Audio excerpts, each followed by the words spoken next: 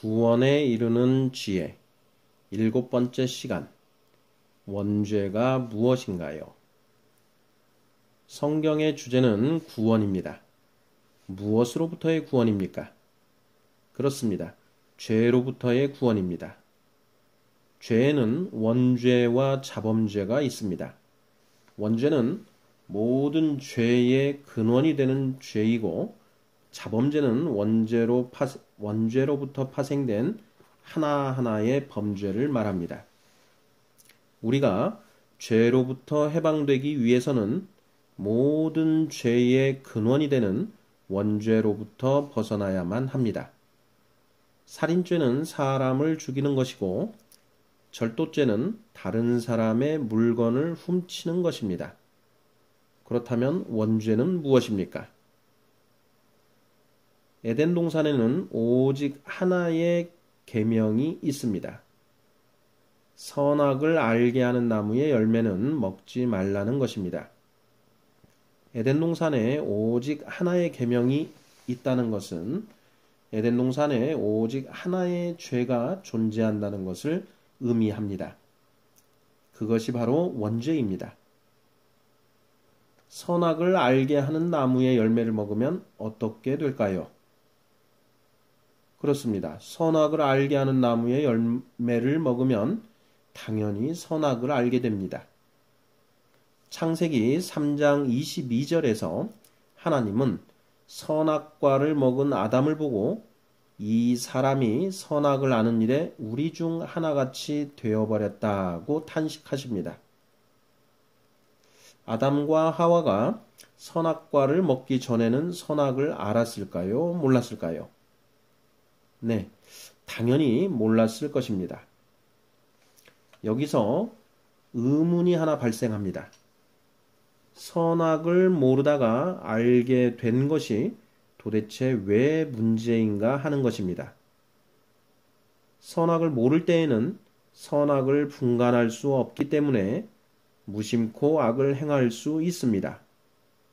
그러나 선악을 알게 된 다음부터는 다릅니다. 선악을 분간하게 되었으니 악을 행하지 않을 것이라는 것입니다. 물론 악인 줄 알면서도 행하는 사람이 있지만 그야 극소수에 불과할 것이고, 정상적인 사람이라면 악을 행하지 않기 때문에 선악을 알게 되었다는 것은 오히려 좋은 일이고 발전한 것입니다. 그런데 하나님은 아담과 하와가 선악을 알게 되었다며 한탄하십니다. 도대체 그 이유가 무엇일까요?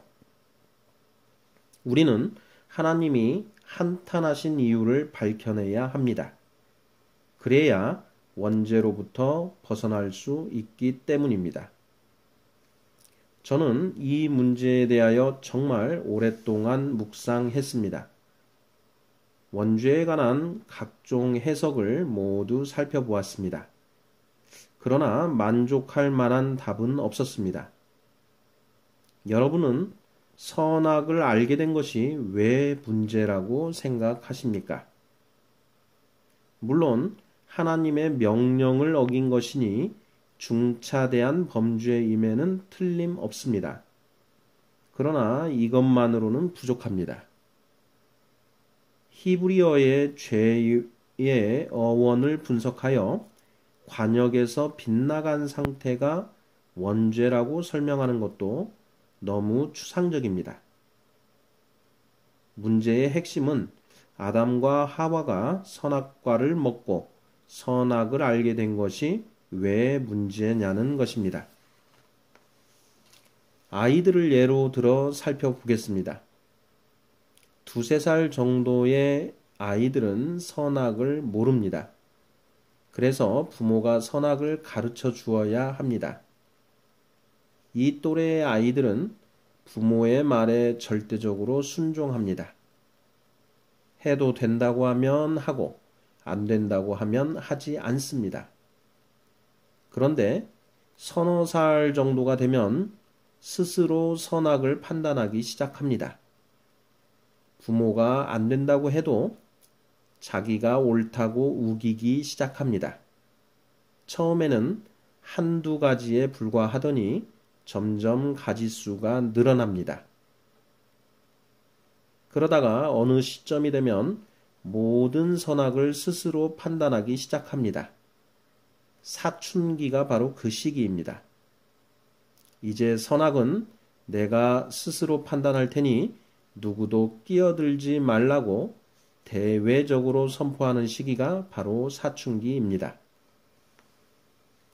여자의 권유에 별 생각 없이 선악과를 먹어버린 아담에게 후회와 두려움이 엄습합니다. 선악과를 먹은 아담이 스스로 선악을 판단하기 시작합니다. 곰곰이 생각해 보니 이 모든 것이 여자 때문입니다. 야, 네가 먹으라고 하는 바람에 선악과를 먹고 말았잖아. 선악과를 먹으면 죽는다고 했는데 어떻게 할 거야?